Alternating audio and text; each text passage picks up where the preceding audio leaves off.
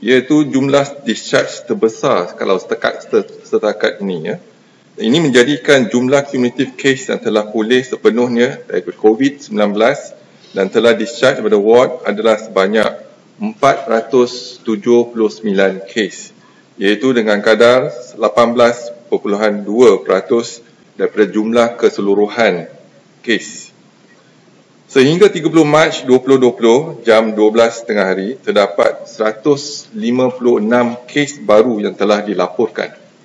Ini menjadikan jumlah kes positif COVID-19 di Malaysia adalah sebanyak 2,626 kes. Sehingga kini, seramai 94 kes positif COVID-19 sedang dirawat di unit rawatan rapi ICU. Daripada jumlah tersebut, 62 kes memerlukan bantuan pernafasan.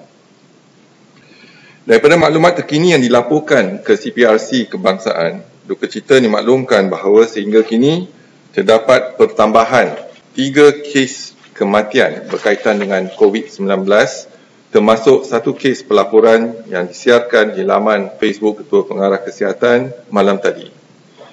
Justru jumlah kumulatif kes kematian COVID-19 di Malaysia adalah sebanyak 37 kes, iaitu 1.4% daripada jumlah keseluruhan kes. Kes kematian ke-35, iaitu kes 1952, merupakan perempuan warga negara Malaysia berumur 57 tahun dan mempunyai latar belakang penyakit kencing manis. Beliau mempunyai sejarah perjalanan ke negara Indonesia. Beliau telah dirawat di Hospital Sungai Buloh dan disahkan meninggal dunia pada 29 Mac jam 4 petang.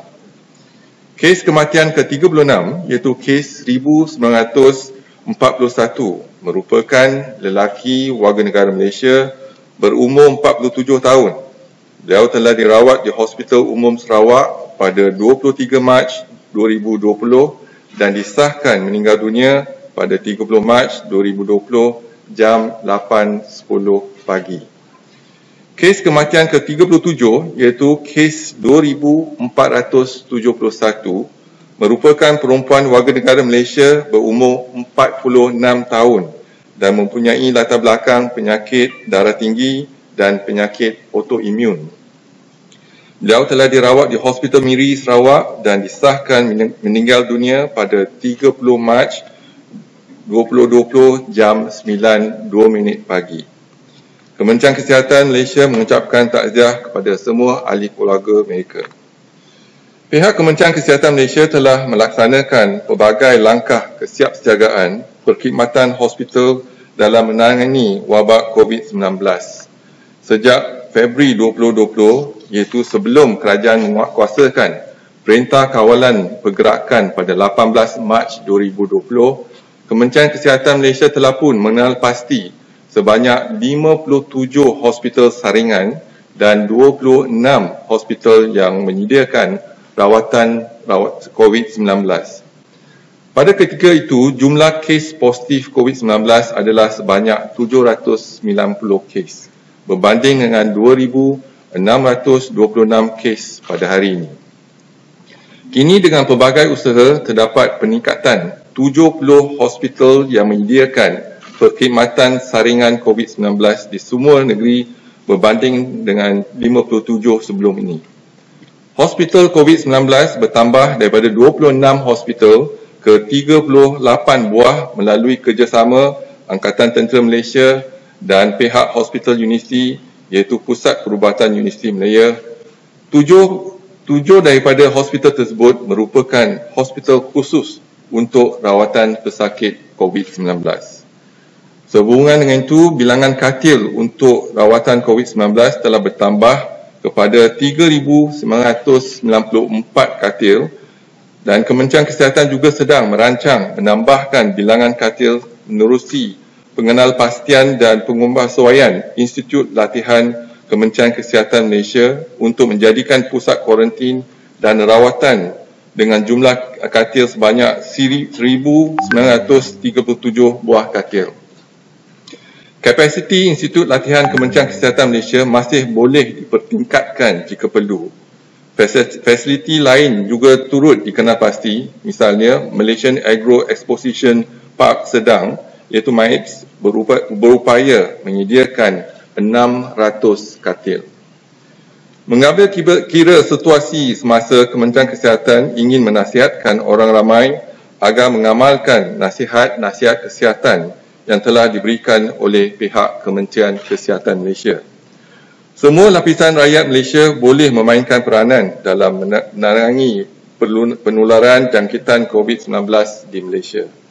Bagi individu yang telah diarahkan untuk menjalani home surveillance, pastikan anda mematuhi tata cara perintah pengawasan dan pemerhatian di rumah yang telah ditetapkan.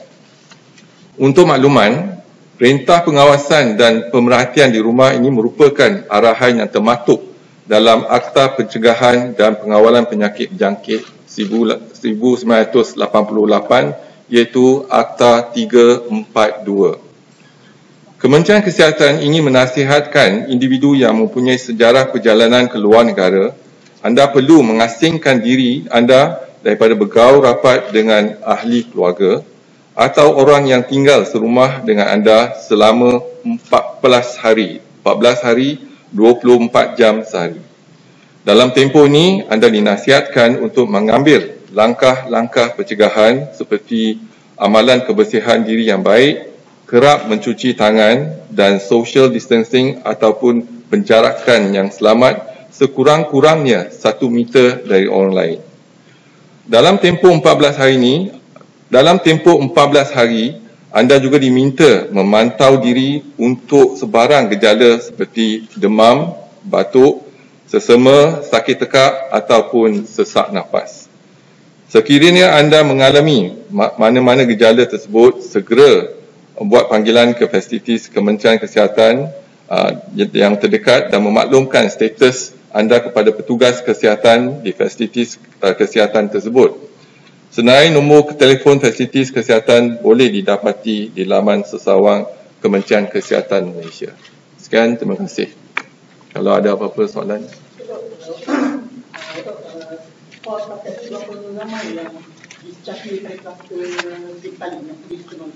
Kalau kluster Sri Petaling, kalau kita lihat saringan hari ini, setakat ini kita telah melaksanakan 18,271 saringan, ya.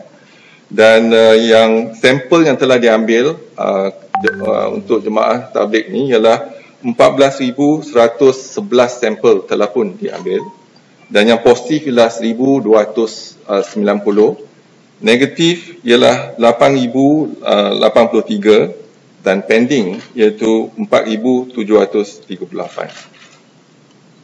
Betul, ada NGO mungkin mereka tak dapat keluar untuk distribusi makanan kepada masyarakat. So minta dia minta guideline kita telah bincang dengan pihak Majlis Keselamatan Negara, jadi mereka akan bertumpu dengan jawatan kuasa yang akan mengawal selia cara memberikan makanan kepada mereka yang diperlukan.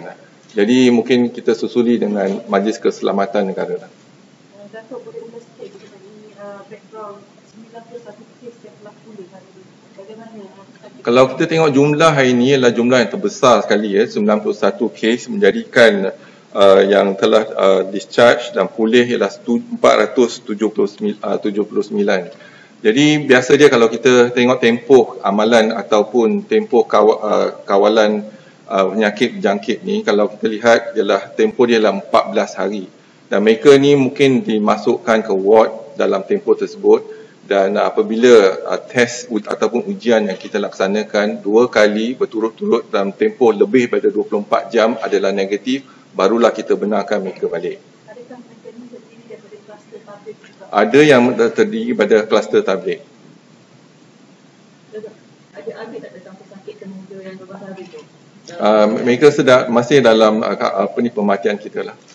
So, now that we've almost ended phase 1 of the MCO, are you satisfied with the rate of cases and recoveries as well as number of them? Are we achieving the target or is it still a long way? We are observing very closely in terms of cases that we have, and also we compare to other countries. But we do not have the exponential spike yet. But perhaps if we can work together, looking over the last 2 weeks, the cases are still quite stable. And what we fear is that if you have a spike, exponential spike of maybe 900 cases or 1,000 cases, but we do not have that. Every day, perhaps we are getting around 150 to 200 cases.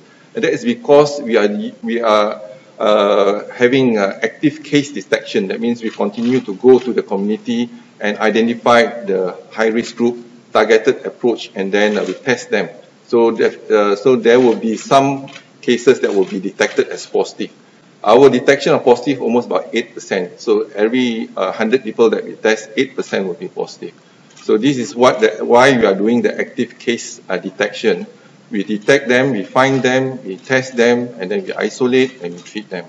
So as long as we are within the range of about 150 to 200 cases, that we have not seen an exponential spike of the cases.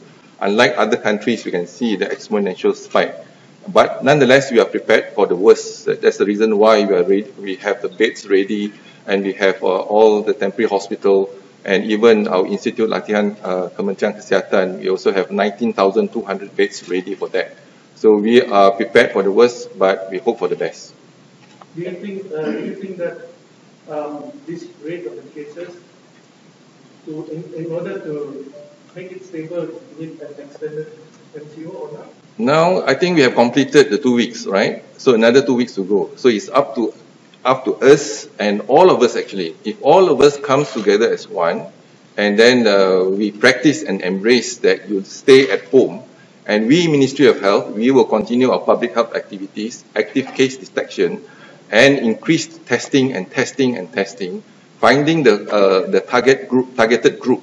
For example, we identified a few targeted groups, like for Jemaah Tabligh, for example, and Tafiz School, and a certain party, or even Rohingyas, and etc. So we have the identification of some of the groups. So we are targeting them, and basically targeting them to test them, so that if we can actually isolate them early, and then we can actually break the chain of COVID-19 transmission in this country. So the next 2 weeks is all up to you and me now. So if we can all have social discipline, if we have a social discipline, I'm sure we can actually flatten the curve. So now they are talking about flatten the curve. That is actually to avoid the exponential spike.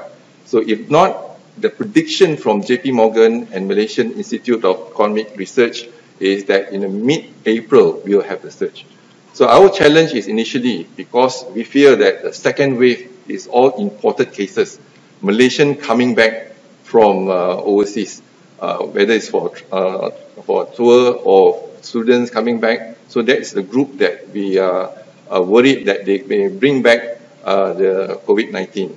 So what we need to do now is focus on the imported cases. Then we have to enhance in terms of home surveillance. We have to make sure that the targeted group, for example, place them in our quarantine center. Although they are negative, we still have to place them for 14 days. Those positive were already identified, and we isolate them in our hospitals. So do you think that there might be the need to extend it until Ramadan? We will only know after the first week of April, and to see how we perform. If we continue to have, flatten the curve, or there's no exponential increase, then I think we can safely make a decision then. But it's a bit too early for us to make any conclusion now. But even extended, do you think it's safe to have Bazaar, Ramadan, and everything, because it's just less than 1 month from now? Yeah, when we look into just like when you go to the market, but what's more important is the social distancing. Penjarakan yang selamat sekurang-kurangnya 1 meter. So if you can practice that and avoid crowded places. So if you want to embrace in terms of Bazaar Ramadan and etc., we need to follow the SOP or the guidelines from the Ministry of Health that spacing, in terms of social distancing, must be practiced. And also, hand hygiene and etc. And more importantly is to take all the precautionary measures for us to break the chain of COVID infection.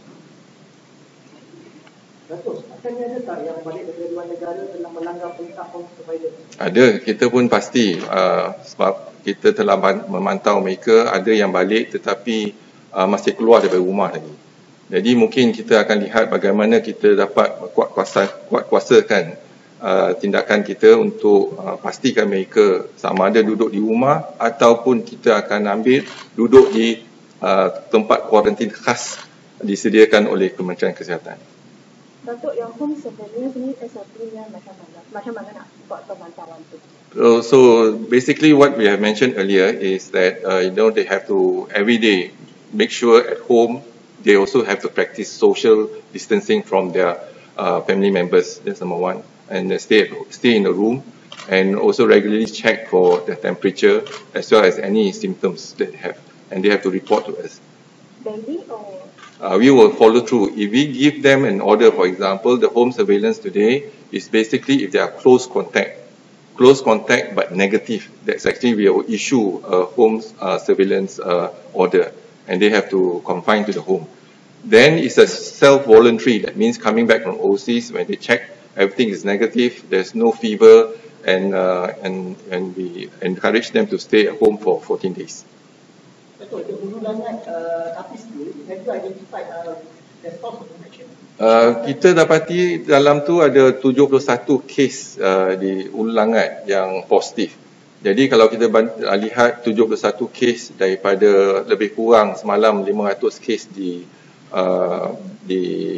Selangor, jadi kadar dia adalah tinggi ya. Jadi bila kadar dia tinggi, kita pastikan sekarang ni kita lihat daerah Hulu Langat ada 271 kes. 200 keseluruhan Hulu Langat 271 kes. Dan Madrasah Nabawiyah Batu 24 Sungai Lui ada 90 kes setakat ini. Jadi asal dia ialah kita dapati ada 71 kes, dan apabila kita masuk 2 hari lepas, kita dapati sekarang ni ada peningkatan hingga 90 kes. Jadi 1 kes di luar madrasah dan 91 kes di dalam Batu 21 hingga 24.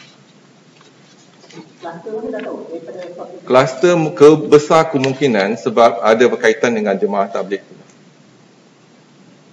Jadi kalau kita lihat tempoh sebulan, jemaah tabligh telah menularkan penyakit ke generasi yang kedua, ketiga, keempat hingga kelima. Jadi mungkin ada antara mereka penduduk di kampung Hulu Langat ni ataupun kampung Sungai Lui yang positif. Datuk, last week you said ada satu kementerian tu, let's say 8,000 yang diumumkan. Can you confirm which kementerian and adakah ini satu? The intention is not to name the kementerian, but keseluruhan dia, we all know that masa cuti sekolah ramai daripada kita yang dapat mata fare, tiket dan sebagainya, dan mereka pergi ke melancong di luar negara, contohnya ke Indonesia, ke Jepun, Korea, dan apabila mereka kembali, itulah kerisauan dan kebimbangan Kementerian Kesihatan. Mereka mungkin akan membawa penyakit tersebut. Jadi itulah persiapan yang kita laksanakan, iaitu kita melaksanakan perintah kawalan pergerakan supaya mereka balik, mereka kekal duduk di rumah. You mentioned the number of samples taken for the Jemaah Tabligh cluster, that includes their family members, friends. Exactly, yeah. Ada figure tak ada berapa ramai sebenarnya yang keluar negara masa cuti bukan dah balik? Kalau kita lihat sebelum kawalan ataupun perintah kawalan pergerakan, iaitu 18 Mac, setiap hari kita ada lebih kurang 10,000 mereka yang kembali. Selepas kawalan, saya dimaklumkan oleh pihak immigration iaitu lebih kurang 4,000 kes sehari. Warga negara Malaysia ni. Datuk, just now you mentioned Rohingya punya refugee is also one of the targeted groups. How do you intend to reach out to them, and do they have to show symptoms only they can get tested? No, not necessary, because we believe that they also have attended the Jemaah Tabligh gathering in Sri Petaling. And what we are doing now is we work closely with UNHCR as well as other organisation, NGO organisation, so that they, we encourage them to come forward to be screened, and more importantly, to be tested. If they are positive, then we will isolate them. So far in our isolation, we have 4,500 people and 2,100 from the Tabligh group. Has there been any positive cases from? Positive cases, we will isolate them. Yeah, there are a few positive cases as well. So we have isolated them and then in our hospital. We don't have a clear figures because we treat everybody the same. Datuk, ada cadangan supaya kawasan yang diklasifikasikan sebagai zon merah dijadikan kawasan PKP. Jadi kita lihat pada perkembangan kawasan tersebut, memang sekarang ni kalau kita lihat daripada zon merah ataupun hotspot, kita dah kenal pasti zon merah dan zon hijau. Dan kita ada juga zon kuning iaitu antara 21 hingga 40 kes. Dan kalau peningkatan dia secara mendadak dalam satu-satu kawasan, jadi maka kita perlu ambil tindakan yang drastik. Kalau tidak, virus ini akan menular di komuniti tersebut.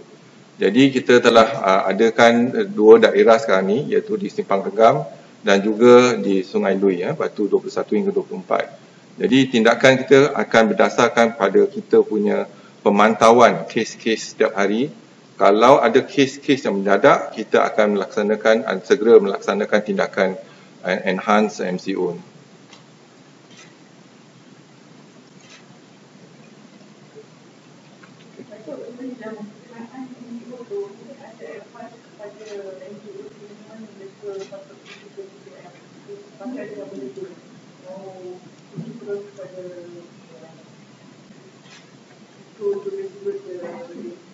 Yang distribution of food bukan bawah Kementerian Kesihatan, dia bawah MKN. Jadi mungkin kita kena hubungi MKN dan tengok peraturan-peraturan ataupun SOP yang telah ditetapkan oleh MKN.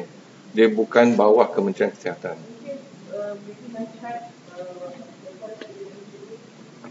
Jadi kita kena ikut peraturan sebab dia ada kawalan pergerakan sekarang ni. Jadi kalau MCO tu bebas bergaul ataupun turun ke padang dan berjumpa, jadi mungkin ada risiko pada NGO tersebut. Jadi kita kena lihat dua-dua pihak. Mungkin tindakan ataupun niat mereka bagus, tetapi kawalan itu perlu dipertingkatkan. Jadi kita kena selaraskan kawalan tersebut, bagaimana kita dapat membantu NGO melalui satu pusat yang bersepadu. Sekarang viral ada, sekarang orang jual produk yang gantung kat leher, ada banyak gambar viral. Macam-macam produk ada di pasaran, tetapi yang penting ialah rujuk pada Kementerian Kesihatan. Jadi kalau ada apa-apa isu, rujuk pada Kementerian Kesihatan dan kita di Kementerian Kesihatan memberi nasihat mengikut fakta dan dalil. Datuk, bagaimana dengan Simpang Regam selepas di extended MCO? Have you tested every person? Simpang Regam, yes, I think it's very good that we work together as a team, sekali dengan JPAM ataupun polis, tentera dan sebagainya. So teamwork is very obvious there. Dan kita juga melaksanakan pembersihan in terms of Nyah Cemar, kawasan tersebut dan juga Nyah Kuman. And kita pasukan Kementerian Kesihatan, we are doing house to house in terms of testing. And make sure that kita dapat kesan mereka yang kumpulan sasaran the high risk group. Kalau kita kesan high risk group, walaupun tak ada gejala, kita tetap akan melaksanakan ujian tersebut. Dan sekarang ni setiap hari kita boleh laksanakan lebih kurang 300 test untuk mereka dalam kumpulan sasaran Kementerian Kesihatan Malaysia. Dan kita harapkan dalam tempoh 14 hari kita mungkin dapat kurangkan kes atau kes-kes jangkitan COVID di dua kampung tersebut.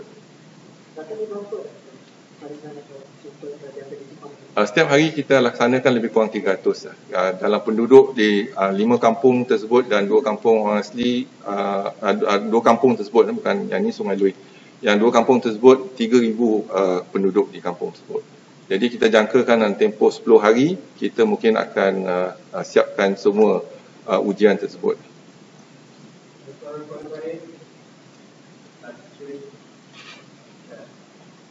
Okey, terima kasih.